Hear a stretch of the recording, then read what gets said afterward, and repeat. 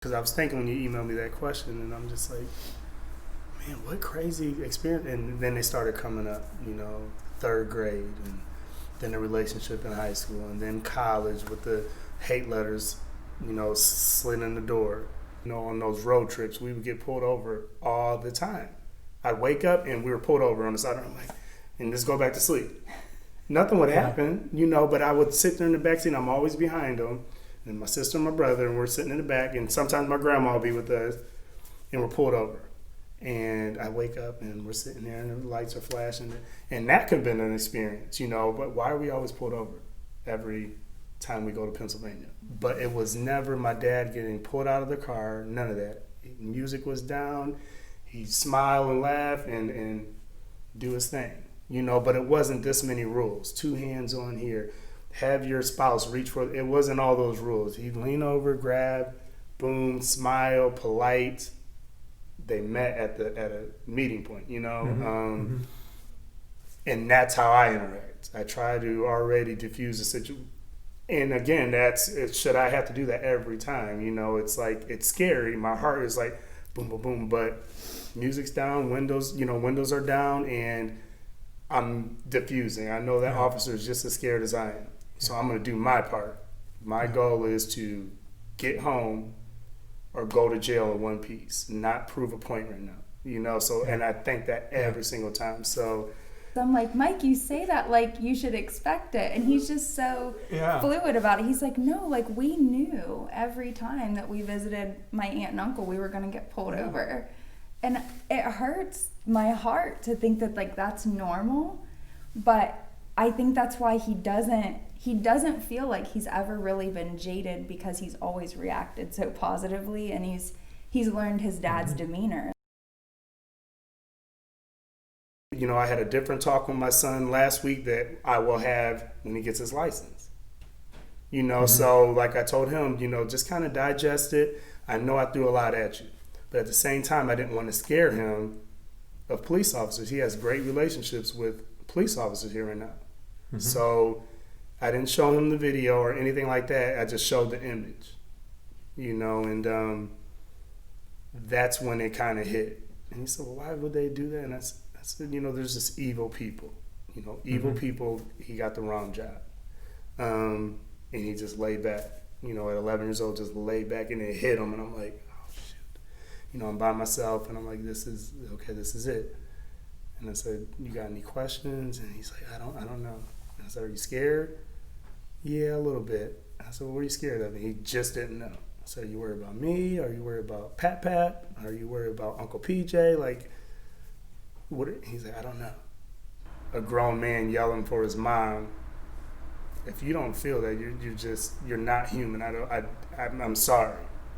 At that point, it has nothing to do with race. It has to do with human. Like, that is, it's a human issue. It's a hard issue. That's insane. That's what got me. When I saw that quote, this man was just screaming for his mom and everything hurts, and I'm like, oh my gosh, But then, on the other side of it, I look at his daughter, and she said, my dad changed the world. And so that's the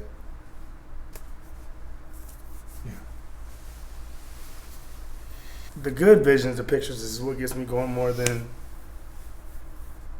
all that. I mean, I love seeing the videos of the front line of the officers and the front line of the protesters, and they're hugging. I mean, that's what I like to see. A lot of it's got to just be genuine stuff. And right now it's going to be hard to differentiate that, so I really feel like we just all got to kind of sit back and let this all soak in and, have an action plan.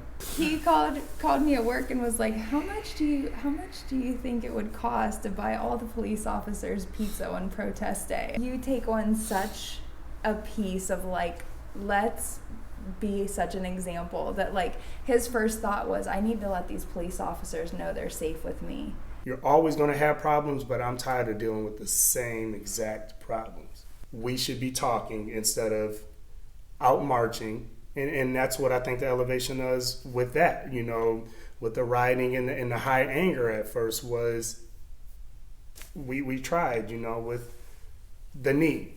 And it didn't happen.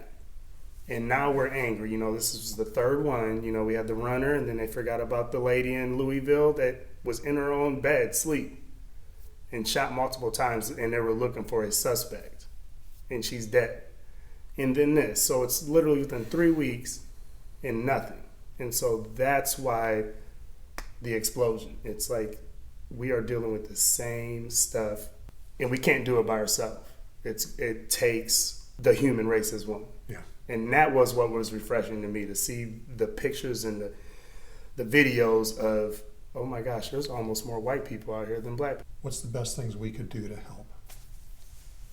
It's just action and support. And it really is not seeing us differently. It's seeing us as human. How would you treat your best friend, your family member, a distant relative?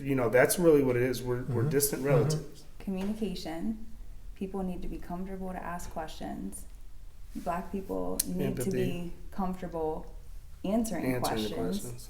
Needs to be because divided, we have nothing. If people are scared and making assumptions, we make no progress. And be able to talk and listen to each other and understand that the words still are going to come out wrong, but we have to keep in mind, people are trying.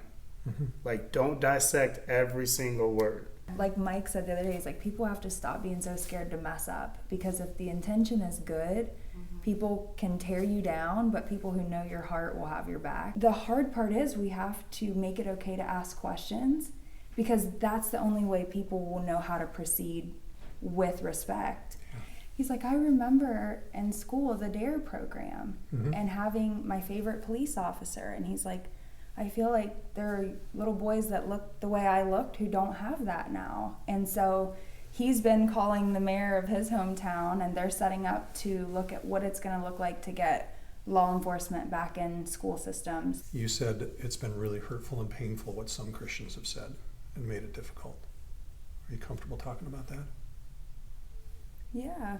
Mine, I don't even know if he's aware of, is just seeing how somebody who has been of the faith a long time is taking the stance of, this is what Black people always do. They always act like they're owed something for what their ancestors went through, and they're taking advantage, and they're making comments on the riots as here they go again, they're tearing things up. And I've seen people post about they were happy to receive their stimulus check and now they've got to rough things up again. And I'm watching at people don't realize the power that, each of us have. And I may not be a celebrity but in your own community, you represent your personal brand. And if one day you are inviting someone to Sunday school or to be in the pew next to you, and the next day you're taking such a radical stance, I have a problem with that. I just think that there's a lot to be said for somebody who claims to be a Christian to carry that with pride and to really execute how they react to things, to be an example and a standing invitation to know anybody can approach your religion. And I think as Christians, we have to be really careful about making generalized statements in general, saying they or them or Black people. And I think I prayed for the president, the people around him. I prayed for the individuals and, involved in the case. I prayed for the parents, the family of Floyd, and I prayed for everyone involved. And you will hear some Christians say that they did do that, and some Christians are saying, no, we shouldn't pray for them, And I get it, because it's like I said, you have to let this really sink in. Can you really forgive? And I think everyone's faith is at a different... My faith is a little bit... not as high as an understanding verses and things like that, but I know there's something bigger than us. I know there's something stronger than us with a higher will. So I'm willing to do what I know in my process right now with my faith is, praying for the people that are involved. As I did that, and then boom, I see some of the growth and the changes, and I'm like, okay, I'm gonna. This is what I do. This works. This is working for me.